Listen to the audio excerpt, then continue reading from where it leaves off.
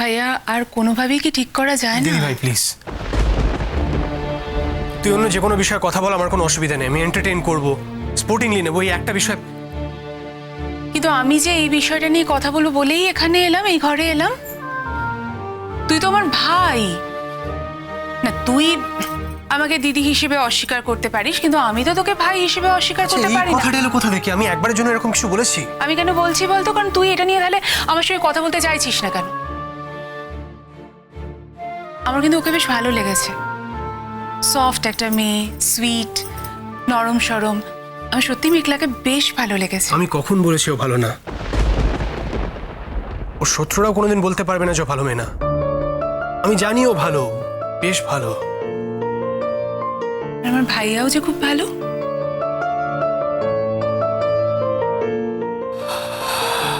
হয়তো অতটাও ভালো না, হয়তো মেঘলার জন্য যতটা ভালো হওয়ার প্রয়োজন ছিল ততটা ভালো না। মিটিয়ে ফেল, মিটিয়ে ফেল ভাইয়া, যেটা হয়েছে সেটা মিটিয়ে ফেল। তুই তো মেঘলাকে ভালোবাসিস।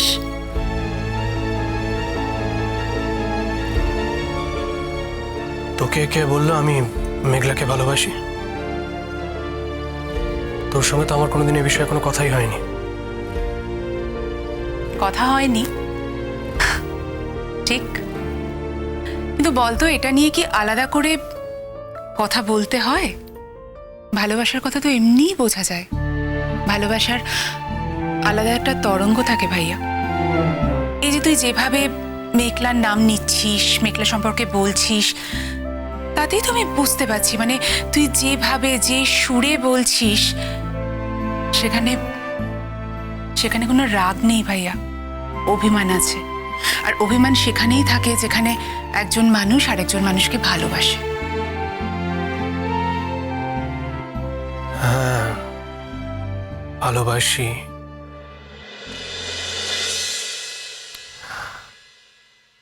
এখনো আগের মতোই ভালোবাসি, কিন্তু দুটো মানুষ একে অপরকে ভালোবাসলেই কি আর তারা একসঙ্গে থাকতে পারে বল? সেটাও তো অনেক সময় হয় না। জানি আমরা ভালোবেসেও অনেক সময় একসঙ্গে থাকতে পারি না, আবার না ভালোবেসেও অনেক সময় একসঙ্গে থাকতে হয়, সেটা আমি জানি। কিন্তু ভালোবেসে ভালোবাসার মানুষটার কাছ থেকে দূরে থাকাটা যে খুব কঠিন, সেটা আমার ভাইয়াকে সেই কষ্টটা পেতে কেন হবে? আর তুই বা মেঘলাকে সেই কষ্টটা কেন মেঘলা দিবি কোনো বল? কষ্ট পাচ্ছে না তো। মেঘলা বেশ ভালোই আছে। তাছাড়া এখন তো নাম চায়, যশ চায়, খ্যাতি চায়, অর্থ চায়।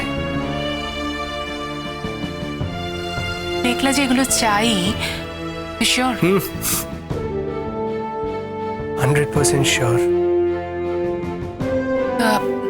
সেটা এখানে, মানে এই বাড়িতে থেকে, তোর সঙ্গে থেকে সেটা সম্ভব নয়। আসলে কি বলতো, প্রত্যেক ফ্যামিলির, প্রত্যেক সংসারের তো কিছু নিয়ম থাকে, কিছু রুলস থাকে। মেঘলার পক্ষে হয়তো এবাড়ির সমস্ত নিয়ম মেনে চলা একটু ডিফিকাল্ট হয়ে যাচ্ছিল। এই ব্যাপারটা নিয়ে কি তোদের দুজনের মধ্যে প্রবলেম, মানে ঝামেলা শুরু হয়েছিল? মানে না, হলে আসলে আমাদের একটা, মেঘলা প্রেগনেন্ট ছিল, শি ওয়াজ এক্সপেক্টিং। আমি বাবা হতে চলেছিলাম।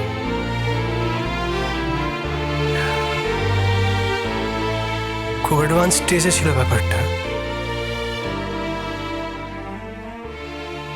আনফর্চুনেটলি বাচ্চাটা, মাই গড, কি করে?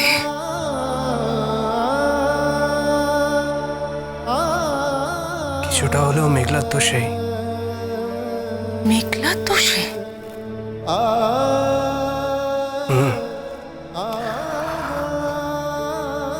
আমি বারবার করে মেঘলাকে বলেছিলাম যে ওর যা সিচুয়েশন তাতে ওকে খুব সাবধানে থাকতে হবে,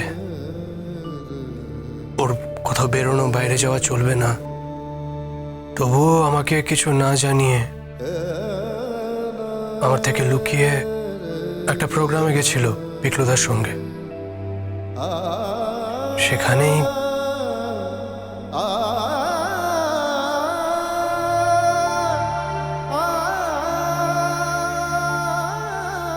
ভাইয়া, ওটা তো একটা অ্যাক্সিডেন্ট ছিল।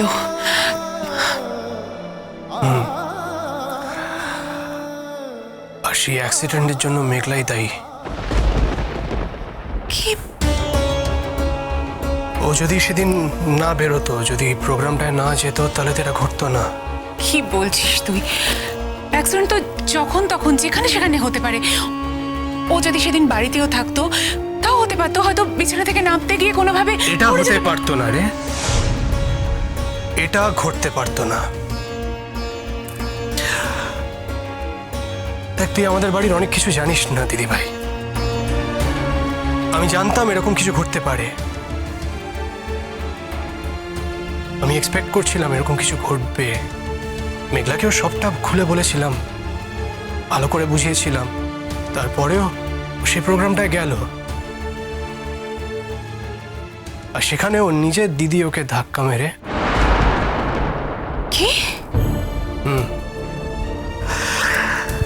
ছাড় না, এসব কথা আমারও আর বলতে ইচ্ছে করছে না, তোরও শুনতে ভালো লাগবে না, বুঝলি?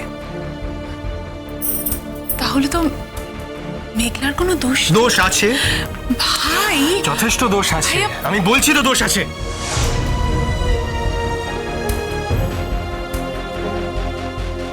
ওকে তো বারবার করে বারণ করা হয়েছিল, ওকে বলা হয়েছিল যে ও একা কোথাও যাবে না, কোথাও যেতে হলে আমাকে সঙ্গে করে নিয়ে যাবে, কি কি রিস্ক আছে সব জানতো। তবু একটা মেয়ার ইউনিভার্সিটি প্রোগ্রামের জন্য নিজের বাচ্চাটাকে, আমাদের বাচ্চাটাকে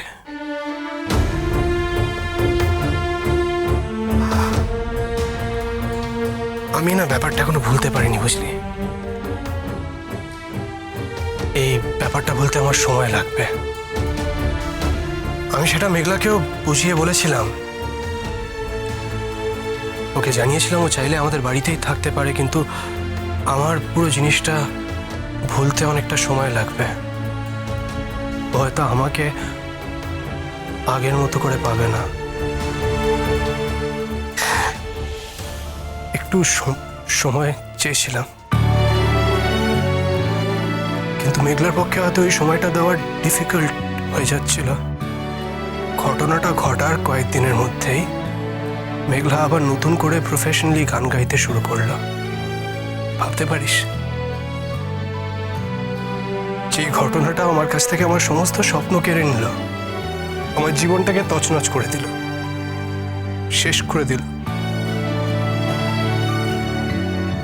সেটা ওকে বদার করলো না পর্যন্ত।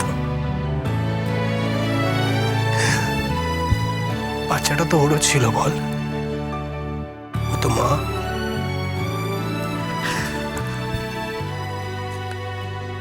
আমার পক্ষে এটা মেনে নেওয়া কিছুতেই পসিবল হচ্ছিল না, বুঝলি? আমি কিছুতেই স্বাভাবিক হতে পারছিলাম না। এদিকে আস্তে আস্তে ও স্বাভাবিক হয়ে যাচ্ছিল, সেই কারণে আমাদের বাচ্চাটা চলে গেল, সেটা আবার নতুন করে করতে শুরু করছিল। আমিও রিয়াক্ট করে বসলাম, ওরও নিশ্চয়ই খারাপ লেগেছে।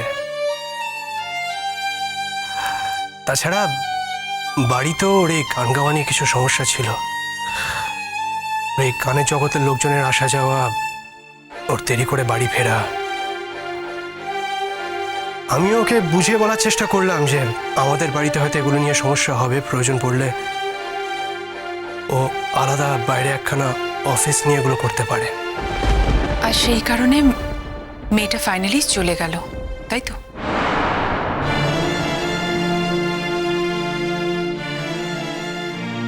চলে গিয়েও ভালোই আছে রে দিদিভাই। ইচ্ছে